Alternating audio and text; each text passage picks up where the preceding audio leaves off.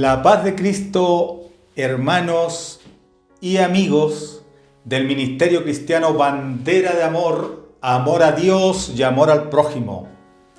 Aquí estamos con un tema más sobre la serie de la divinidad. Hoy nos vamos a referir al tema Hijo del Hombre. Después de el título de Hijo de Dios que tiene nuestro Señor Jesucristo, la segunda calificación más importante que tiene el Señor es la de Hijo del Hombre. Y habla de su humanidad por su origen materno y por ser tabernáculo de la plenitud divina, porque Hijo del Hombre, dicho a cualquiera otra persona común y corriente, no tendría ninguna connotación especial. Pero tratándose de quien era templo de Dios en la tierra, este título es espectacular. Estamos hablando de la humanidad en la que la divinidad se manifestó. El título Hijo del Hombre habla de un humano engendrado en condiciones especiales, siendo dotado con genes divinos, capacitando a un ser finito para que gustara lo infinito. Este título hace directa referencia a la humanidad en la divinidad. Pudiéramos decir que presenta a la humanidad divinizada para actuar legítimamente como el intermediario de los hombres ante Dios.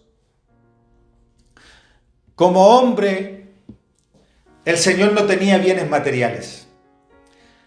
Mateo 8:20 dice: las zorras tienen guaridas y las aves del cielo nidos, mas el Hijo del Hombre no tiene dónde recostar su cabeza. Según el Salmo 24:1, Dios es dueño de todas las cosas. De Jehová es la tierra y su plenitud, el mundo y los que en él habitan. Pero manifestado en carne no se interesó por lo material. Por eso no tuvo posesiones, porque vivió con una misión específica en detalle. El Hijo del Hombre no fue dueño de nada, no exhibió ningún título académico, según San Juan 7:15, no tuvo ningún negocio ni casa propia, no formó familia, enseñó la palabra desde una barca ajena, según Lucas 5:3, entró en Jerusalén en un pollino de asno ajeno, Marcos 11:5. No tenía casa ni cama propia para descansar. Usó el oro que le dejaron los magos de Oriente para financiar la misión que su padre le dio. No solicitó dinero a Mateo ni a Zaqueo para hacer inversiones materiales, pues se negó a formar un patrimonio terrenal con el fin de legarnos uno celestial. Pero como Hijo de Hombre, tenía potestades divinas. Mateo 9:6 dice: el Hijo del Hombre tiene potestad para perdonar pecados. Solo Dios puede perdonar pecados, dijeron los fariseos. Y tenían razón, así fue siempre.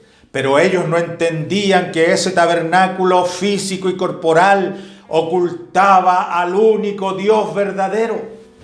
Él perdonaba pecados a través de su manifestación humana. Aunque todos los pecados vinieron a ser perdonados efectivamente después del sacrificio de Cristo en la cruz, pues su sangre derramada es la única ofrenda suficiente para borrar todo pecado. Hebreos 9:22 dice: y sin derramamiento de sangre no hay remisión de pecados. El Hijo del Hombre era Señor del sábado.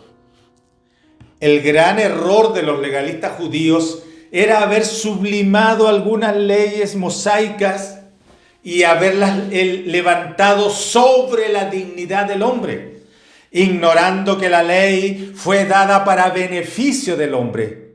Jesús se autonombró Señor del día sábado, dando a entender que era autor de esta norma y conocía exactamente su significado.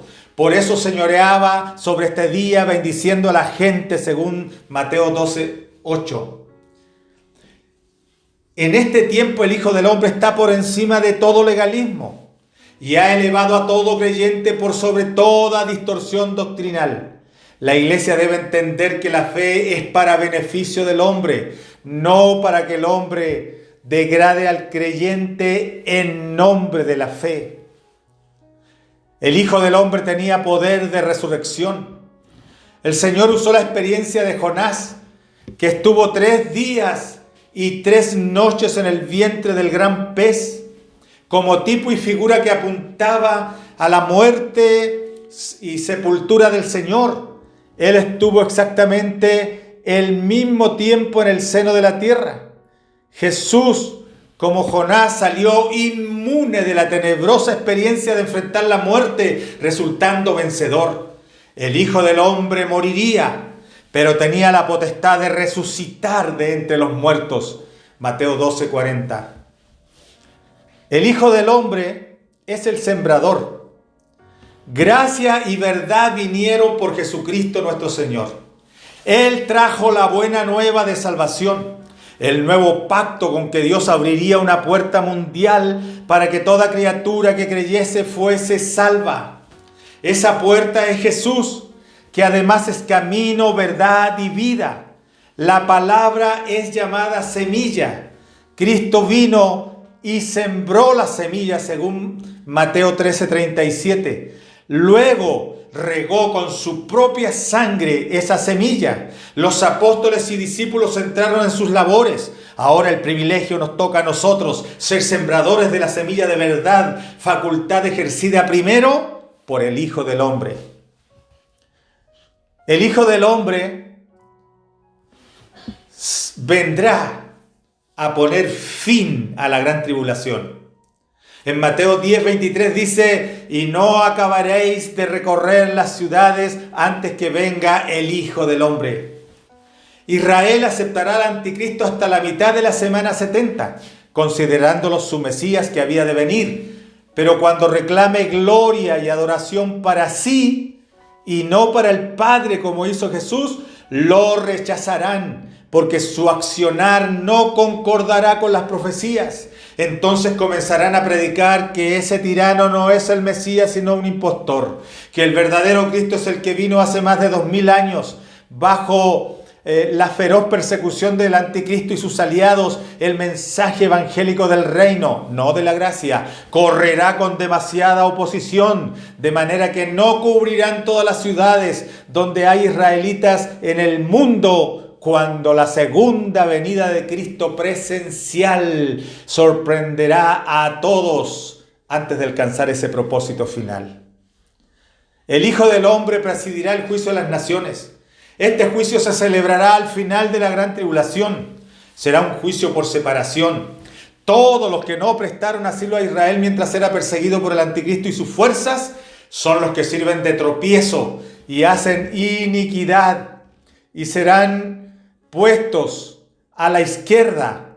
Pero los que auxilien a Israel en su huida, curen sus heridas, fruto de las torturas sufridas, los alivien de sus enfermedades y los asilen en sus exilios, serán puestos a la derecha. Los de la izquierda se irán al fuego perpetuo y la derecha al gozo eterno, según Mateo 13:41. El Hijo del Hombre se involucraba. Mateo 11:19 dice: vino el Hijo del Hombre que come y bebe, y dicen: he aquí un hombre comilón y bebedor de vino, amigo de publicanos y pecadores. Este era exactamente el propósito de Dios: manifestarse en carne para poder llegar a la gente e interactuar con ellos para salvarlos. Así rescató a muchos. Las críticas de los puritanos no se hicieron esperar. Aunque Cristo no incurrió en pecado alguno, de otra manera lo habrían acusado de inmediato. Este error también se comete hoy: creer como los fariseos y saduceos. La Biblia dice que hay que aborrecer al mundo, en el sentido de no practicar lo que ellos hacen, pero hay que involucrarse con la gente para rescatarlos. Jesús dijo a sus seguidores en relación a los fariseos y saduceos: Así que todo lo que os digan que guardéis, guardadlo y hacedlo, mas no hagáis conforme a sus obras, porque dicen y no hacen. Mateo 23:3. El profeta advirtió: conviértanse ellos a ti y tú no te conviertas a ellos. Jeremías 15:19. El ascetismo aislante convierte a la iglesia en fortaleza cerrada, desde donde los convertidos no pueden salir ni los perdidos entrar. El Hijo del Hombre no sería glorificado hasta ser visto por algunos. Mateo 12:32 dice: el que dijere alguna palabra contra el Hijo del Hombre le será perdonado. Dios, al encontrarse manifestado en carne, soportó injurias y blasfemias, que en el último tramo de su vida sumaron centenas, si no miles de improperios en su contra. Los toleró, prometiendo perdón si hay arrepentimiento, porque la humanidad degradada, y aunque en Cristo moraba el Altísimo Dios, por su condición humana no se consideraba intocable. Aún al joven rico lo refutó cuando éste lo llamó bueno, aunque lo era, pero por su condición no lo aceptó. Dios en carne toleró el arresto, interrogatorio, castigo, la vía dolorosa y la muerte, cosa que no tolerará a partir de Pentecostés, estando glorificado, porque ahora no es carne ni sangre, está glorificado y reina en el cielo y en la tierra. Su misión como cordero y ofrenda terminó. Solo se conservará la memoria de su crucifixión y muerte, porque nunca más pasará por eso. Esta cita quiebra la teología de la Trinidad, porque una persona sería más importante que la otra. Mientras que el Hijo puede ser blasfemado existiendo la posibilidad de perdón, contra el Espíritu Santo la blasfemia no tiene posibilidad de perdón. Bajo la revelación apostólica esto no tiene dificultad, pues la blasfemia contra el Hijo es perdonable por razón de que el único Dios estaba manifestado en la semejanza de su creación caída, pero como Espíritu Santo se presenta en su esencia vital, sin ninguna semejanza siquiera de la naturaleza caída, porque el Hijo es Dios en la humanidad, mientras que el Espíritu Santo es Dios en su divinidad. Hay una pregunta vigente. Mateo 16:13. ¿Quién dicen los hombres que es el Hijo del Hombre? Esta pregunta que hizo Jesús a sus discípulos fue por el desconocimiento que tenían de su persona los religiosos de ese tiempo. Algunos creían que Jesús era Juan el Bautista resucitado. Otros, el profeta Elías o Jeremías o alguno de los demás profetas que había resucitado. Situación que se repite en los religiosos contemporáneos. Muchos estudiosos de la Biblia dan respuestas literales, fantasiosas o equivocadas a esta pregunta, pero no saben quién es Jesús. Más los que tienen la revelación, la unción reveladora del Espíritu, saben muy bien que Jesús es el Hijo del Hombre, que Jesús es el Hijo del Dios viviente, que Jesús es el Verbo de la vida, que Jesús es el Mesías, pero que Jesús también es Dios manifestado en carne. Algunos no morirán hasta ver la visión de la venida del Hijo del Hombre. Mateo 16:28 dice que algunos no gustarán la muerte hasta que hayan visto al Hijo del Hombre viniendo en su gloria. Los que no verían la muerte antes de ver al Hijo del Hombre viniendo en su gloria eran Pedro, Jacobo y Juan, pues días después fueron llevados al monte Tabor y ante sus ojos Jesús se transfiguró, tomando la misma apariencia que tendrá Él en su segunda venida, con un cuerpo glorificado, visible y palpable. Cristo le ofreció más todavía al apóstol Juan, el apóstol amado, cuando habló a Pedro diciéndole: si quiero que él quede hasta que yo venga, que a ti, en San Juan 21:22.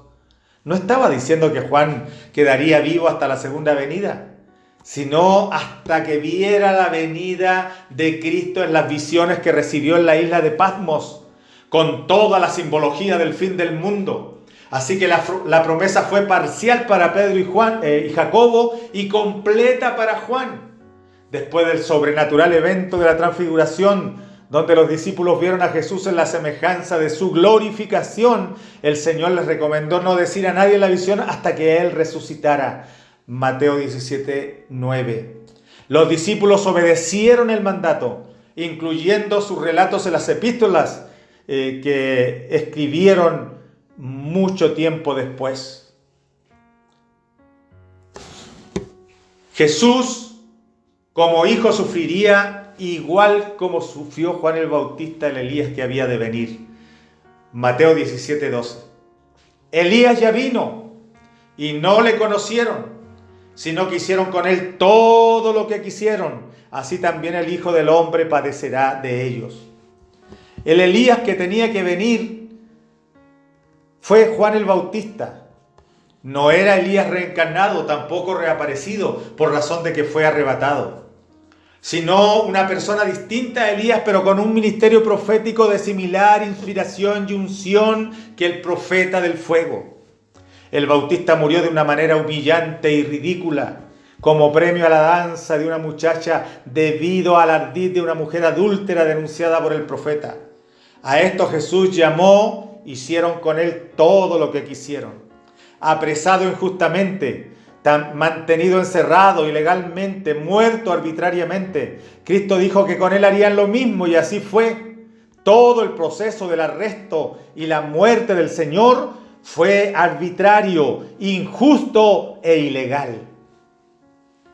Los 12 regirán a Israel cuando el Hijo del Hombre se siente en su trono de gloria.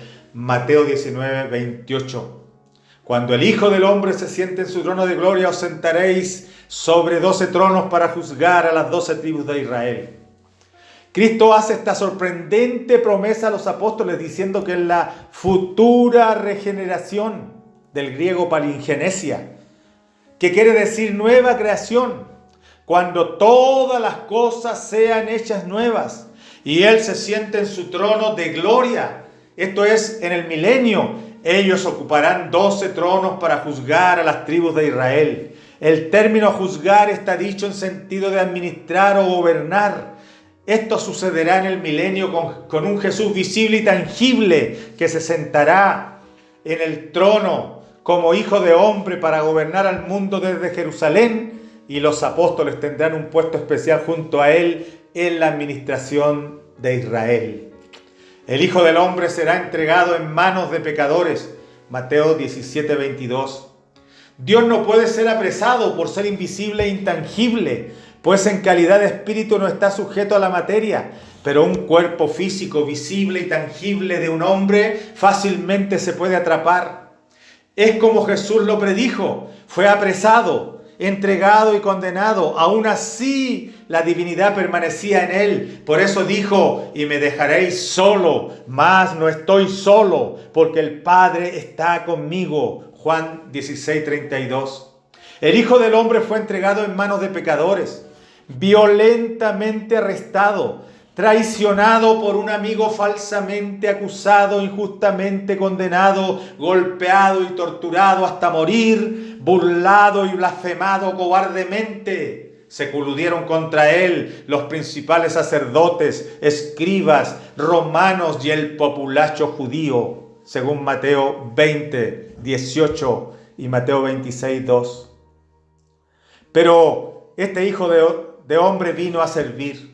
Mateo 18:11, porque el Hijo del Hombre ha venido para salvar lo que se había perdido. El Hijo del Hombre vino a salvar y a buscar. Vino a salvar las relaciones rotas. Vino a restablecer la quebrada comunión entre lo divino y lo humano. Para salvar a los pecadores. Pablo dijo, palabra fiel y digna de ser recibida de todos, que Cristo Jesús vino al mundo para salvar a los pecadores. En 1 Timoteo 1:15. Porque este era su objetivo especial. El Señor Jesucristo tenía el gran don de servicio. Brindaba ayuda permanente, incondicional y voluntaria a los necesitados. Empezó su ministerio de milagros cooperando en una fiesta donde se acabó el vino, proveyéndoles vino de gran calidad a base de agua. sanaba enfermos cuando los médicos eran escasos y costosos. En ocasiones sanó a quienes lo habían gastado todo en medicina. También hacía milagros a quienes no tenían esperanza médica. Dio de comer a los hambrientos. Predicó el Evangelio como única esperanza válida de salvación. Su principal preocupación era y es velar por el bienestar eterno de los humanos, según Mateo 20:28. Aún en el arresto se ocupó de volver la oreja del soldado herido a su lugar. Colgado en la cruz se preocupó del bienestar de su madre y se la encargó a su amigo Juan el apóstol. Por último, entregó su vida en rescate por mucho, lo que simboliza su mayor y permanente servicio a la humanidad, pues el beneficio de la salvación es de trascendencia eterna. Las Escrituras presentan un gran ejemplo a los pastores. El Señor nos ha puesto para salvar a la gente. Para eso la doctrina apostólica está establecida. En una ocasión los discípulos querían orar para que descendiera fuego del cielo al estilo de Elías para que consumiera a los rebeldes que no quisieron recibir a Cristo. Jesús les aclaró su ministerio. Él no venía a perder las almas sino a ganarlas. Lucas 9:54 al 56. Los pastores somos consejeros, predicadores y enseñadores. Cuando alguien comete pecado rompiendo nuestro trabajo preventivo, debemos desatar todo el bagaje de restauración existente en la iglesia, transformándonos en rehabilitadores e intercesores. Si con todo no logramos el rescate, debemos sentir dolor en el corazón por esa pérdida, porque somos discípulos de Cristo. Nuestro Maestro y Señor vino a servir y a salvar lo que estaba perdido. Lo mismo tenemos que hacer nosotros en el nombre de nuestro Señor Jesucristo. Bandera de amor, amor a Dios y amor al prójimo. Mi Cristo andando sobre el alto mar, mientras mi alma se hundía más y más. Calmo los vientos, la